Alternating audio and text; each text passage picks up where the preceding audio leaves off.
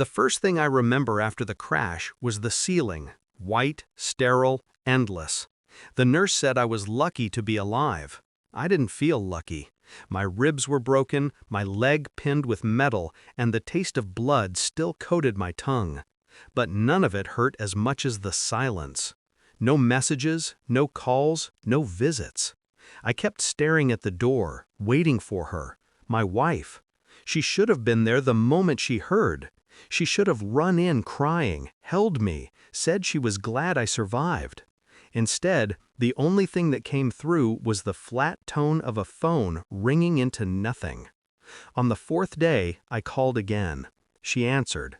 Her voice was colder than the hospital floor. "I can't do this anymore," she said. "You've always been a burden. I don't have time or money for a loser." Then she hung up. I stared at the phone like it had betrayed me too. What she didn't know, what no one knew, was that 2 hours before the accident, I had signed papers that made me worth $329 million. I'd been on my way home to tell her. Now I lay in that bed, realizing the woman I loved had already buried me alive. When you have nothing but time, pain becomes a language you learn to speak fluently. The nights blurred, machines beeped, faces came and went, but hers didn't, not once. Instead, she updated her social media. New clothes, new apartment, a picture of her holding a glass of champagne. Caption, "New beginnings." I stared at the screen until the letters blurred into noise. There's a quiet kind of rage, the kind that doesn't make you scream, doesn't make you break things. It just tightens inside you until it becomes something sharper. I began to understand the accident wasn't an interruption, it was revelation. The universe had slammed the brakes so I could finally see who she was. When I was discharged, no one came to pick me up. The nurse helped me into a cab. I gave her a smile that didn't reach my eyes and told her she must be busy. But I knew better. Back at the house, half her clothes were gone. Her wedding ring sat on the counter. No note, just absence. Clean, deliberate, cruel. Then, weeks later, she came back. Not alone. They walked in like tourists. She, perfectly dressed, laughing too loud. Him, confident, expensive. Her new husband, she said. My hands clenched around the wheelchair arm so tight I could feel the metal bite.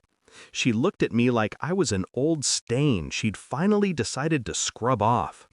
"You look better," she said. "I guess the hospital didn't finish the job." He laughed. Until he didn't. The moment his eyes met mine, something flickered in him. Recognition, shock, then fear. He stepped back, almost tripping over himself.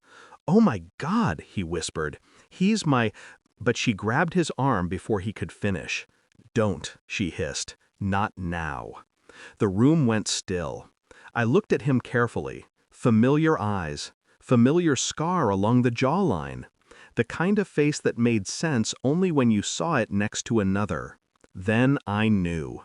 He wasn't just some stranger she'd married to spite me. He was my half-brother. After they left, I started piecing it together. Old family photos, dates, the timeline of lies. My late father's second affair, one he'd buried decades ago. The illegitimate son born from it. The one no one ever talked about. The man my wife had secretly found, seduced, and married. She knew. She had to. There was no way it was coincidence. The inheritance wasn't from some random lottery. It was the legacy of that same father. She must have known the truth before I did. Married me for the money.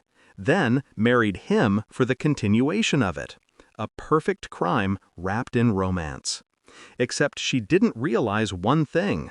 The inheritance wasn't in her name. It was mine alone. And now I was patient.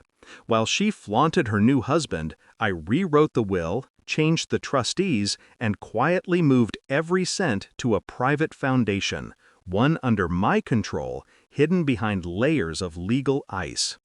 By the time she realized, The fortune would be gone forever. I invited them to dinner.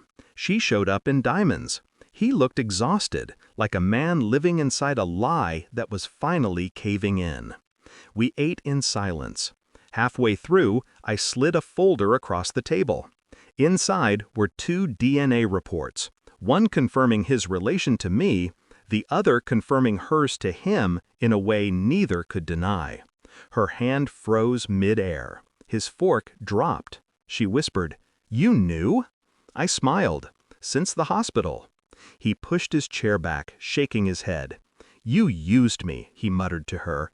"You knew he was—" Her voice cracked. "I didn't think he'd—" "But I did," I said.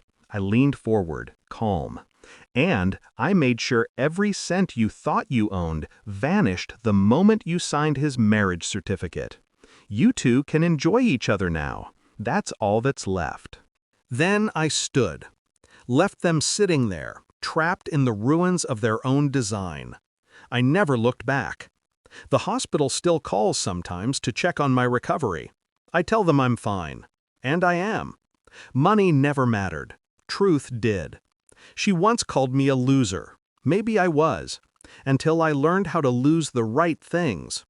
The house is quiet now. No perfume, no laughter, no lies.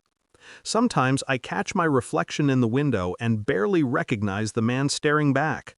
He looks calm, detached, dangerous in his silence. And maybe that's what freedom really is. Not happiness, not revenge, just the moment you stop bleeding over people who were never worth the wound.